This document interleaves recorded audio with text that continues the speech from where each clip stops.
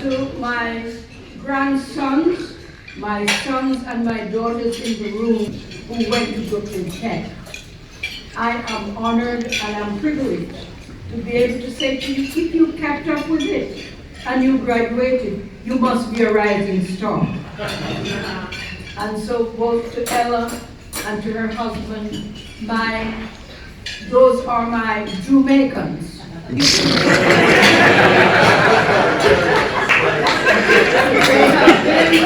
have been my support and my base from the day I decided to run for public office. And then the husband was part of the Department of Transportation when I was in the city council. And I would say to him, my wife, if you let a pothole be in my district, you are going to be in trouble with me. It's the best district. It's the first district represented by an immigrant woman with a big accent. And so much for all right.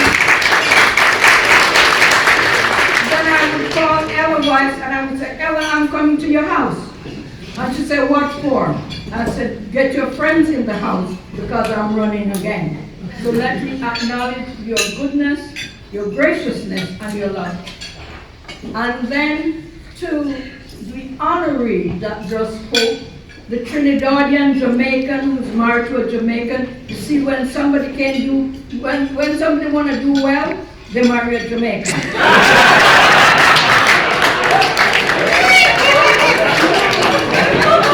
and he just had to kiss her, and he didn't see the kiss, but I know when you marry a Jamaican, you married Sally.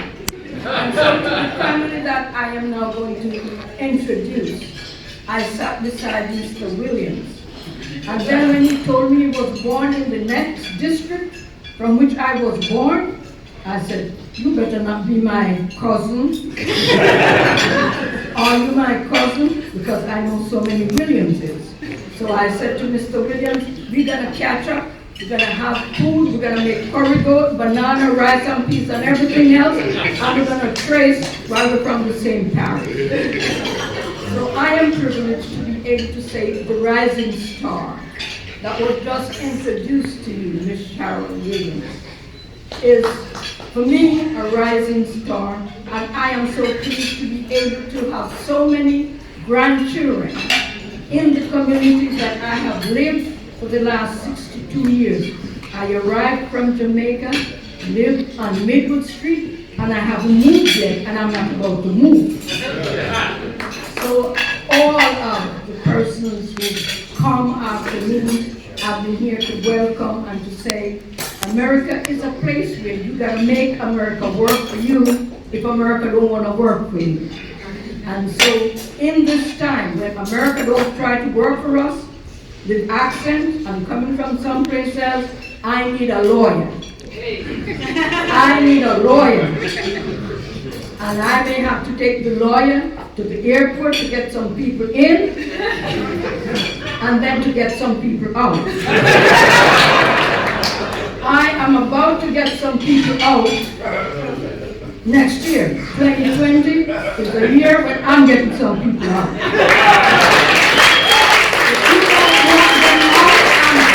Get them out. And I'm going to use Cheryl to help me get them out. I'm going to say, interpret the law, and I will do the talking. You do the law, and I will do the talking. So, ladies and gentlemen, may I introduce to you one of your brightest, one of your best from Brooklyn Tech, Miss Cheryl Williams.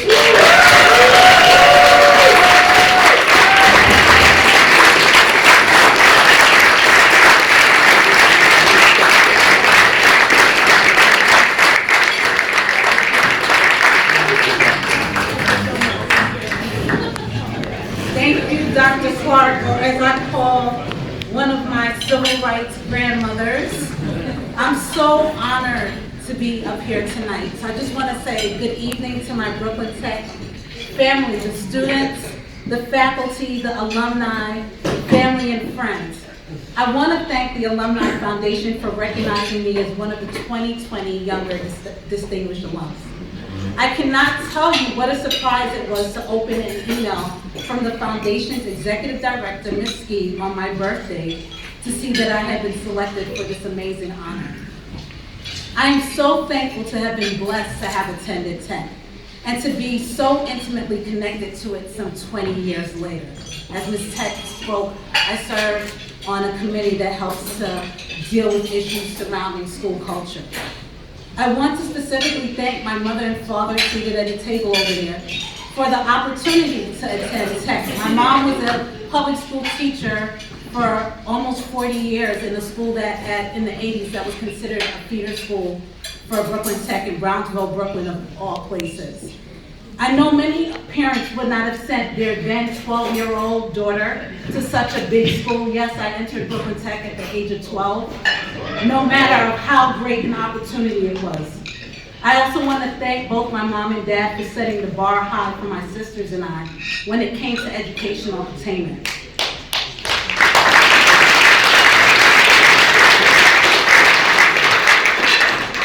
One's high school years are some of the most influential years in their life.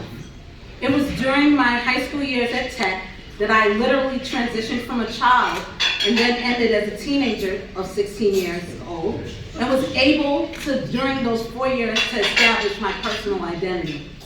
The culture and environment of Tech in the 90s was a magical one, wasn't it, guys? Yes. Tech was a place where I could be myself, black, nerdy, yet cool, and artsy all in one. As such, it played a major influence in my life during a pivotal period of self-development.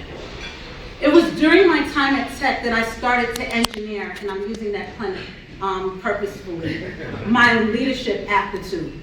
I learned courage, because you have to be courageous to navigate those halls, a sense of justice, to always have a plan, integrity, being real, and compassion.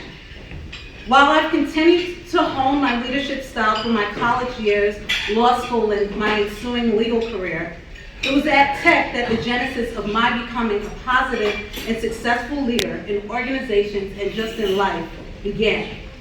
I know that Tech helped me make me who I am today.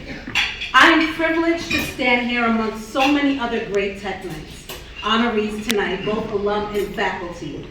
I respect all that each and every one of you have done and continue to do.